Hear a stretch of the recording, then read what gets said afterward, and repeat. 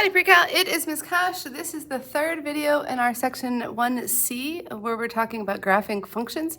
I was interrupted on this last problem in the last video. The principals were at the door giving us treats, so that was a good reason to be interrupted. And now I have a lovely sparkling water to enjoy in a little bit, and we're back to math. Okay, so we were talking about the square root curve.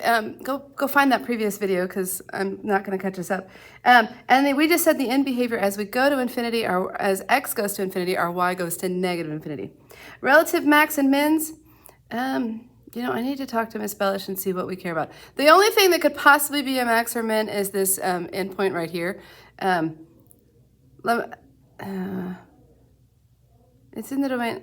Maybe we would say we have a max when x is equal to -2. Let's say this until, with the caveat that we might just say that there is no max or min. Zeros, well, we have them, we just don't know what they are. I'm not sure that it's in our best interest. So I'd have to write the equation of it and then set it equal to 0. Well, there's some zero there. I have no intention of doing this in my own level class, of trying to giving you just these 2 points. Okay, here we go. I'm going to do it just in case. It's f of x is going to be equal to a times the square root of x minus, we have moved to the left, so that's +2, and we have moved up 6. And so then I can say f of 0,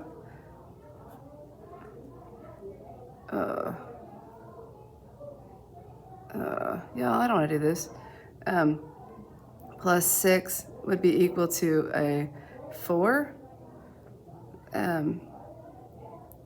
So a root 2, somebody's really excited over there, is equal to -2, which means that a is equal to -2 divided by root 2, which we would clean up. Which gives us equals a -√2. This is beyond the scope of what I intend to do with you this early in the year. I don't know why I'm still going, but so our function f of x is equal to a -√2 times x plus 2 plus 6, and we want to know what happens when we set that equal to 0. Y'all, it's gross. I don't care. Skip this. There is one. It's some positive x value. Okay, I'm sorry. I hope maybe go. I should tell you in the bottom what time to skip the video, because that was kind of not worth our time. The graph is not increasing; it's decreasing over its whole domain. So it's decreasing from -2 to infinity. It has no point of inflection because it's always concave up, and there are no asymptotes. Oh my. Okay. Yeah, there's a few of these. Okay. Here's another one. What type of function? That looks cubic to me. I don't know which class is so excited around us, but anyway.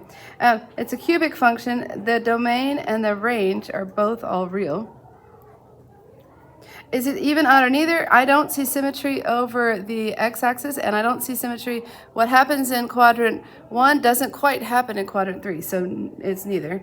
In behavior, as x goes to negative infinity, going this way, y goes to negative infinity.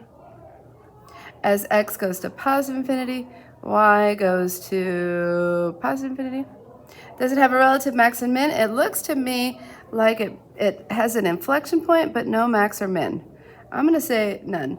The zeros, is that a 2.5? Is when x equals 2.5. Increasing and decreasing intervals, it's increasing the whole way.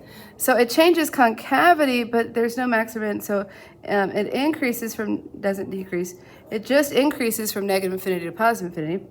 The point of inflection is where it changes from concave, this is concave down, and this is concave up. Y'all, my eyes, is that a 1? I think it's a 1. If it's not a 1, I apologize. You fix it on your paper. The point of inflection would be the point 1. I really can't read that. -2? Well, whatever that y value is. That's on me. I'm in a state of denial. I really don't want to wear reading glasses. Asymptotes, there are none. Okay, the next one. Oh, this is also a cubic, it looks to me.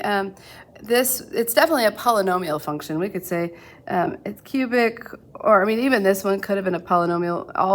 Polynomial includes quadratic and cubic and quartic and so forth. So it's definitely polynomial. It might be cubic. It looks cubic to me. Domain, negative infinity to positive infinity. Range, negative infinity to positive infinity. Do I have symmetry? Well, this looks like 3, 5, and this looks like negative 4, 8, so no. So if it did have symmetry over the origin, you would have a negative 3, negative 5, and we don't, so it's neither, because there's no symmetry here. Okay, in behavior, as x goes to negative infinity, this way, y is going to positive infinity. As x goes to positive infinity, my y value is going down to negative infinity. Relative max and min. Okay, I have a relative, notice even in the worksheet they use both relative and local. A relative max happens here at 3, 5, and a relative min happens here. I think that's a negative 4, negative 8. Zeros, I see when x equals negative 8, it looks like there's a 0 right here at 0. And please tell me that's a 4. I apologize if my numbers are wrong because I can't see. Anyway. Increasing. Okay, so where is the graph increasing? It's decreasing. Okay, let's write that down first. So let's go. So it's decreasing, then it's increasing, then it's decreasing. So it's decreasing from negative infinity to negative 4. I lied. I said it. I didn't lie. I just wrote it in the wrong place. Okay, and then, so it's decreasing, then it's increasing from negative 4 to 3. And then it is decreasing again from 3 to infinity. Okay? Points of inflection, somewhere between these two. So we can do bad math and say, I'll show you on the calculator. I would make it a fraction, negative 4 plus 3, because those are the x values over 2, and negative 1/2. So point of inflection is about when x is approximately negative 1/2. I don't love that method, but that's what we're going to do for now. Asymptotes, none. Cool? Okay. 2 more. Here we go. Type of function. Oh, we have 1, 2, 3, 4, 5 zeros. So this is definitely a polynomial function. Probably a, quintic? So if it has a degree of 1, it's linear. If a degree of 2, it's quadratic. A degree of 3, it's cubic. 4 is quartic. 5 is quintic. Beyond that, I would just say degree of 6. And actually, quintic, I don't really care if you know that name or not. Domain, all real. Range, notice it keeps going down and it keeps going up, so the range is all real. Even, odd, or neither.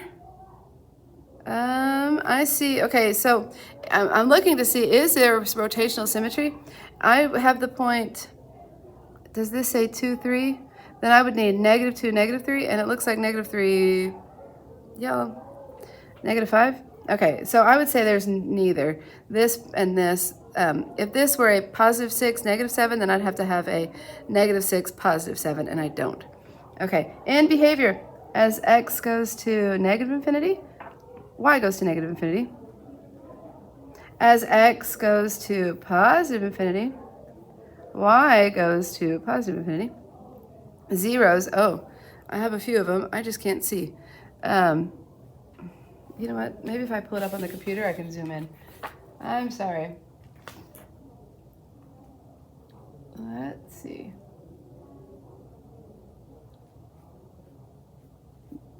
Maybe you can tell me that it's not just me, that it's just kind of hard to see.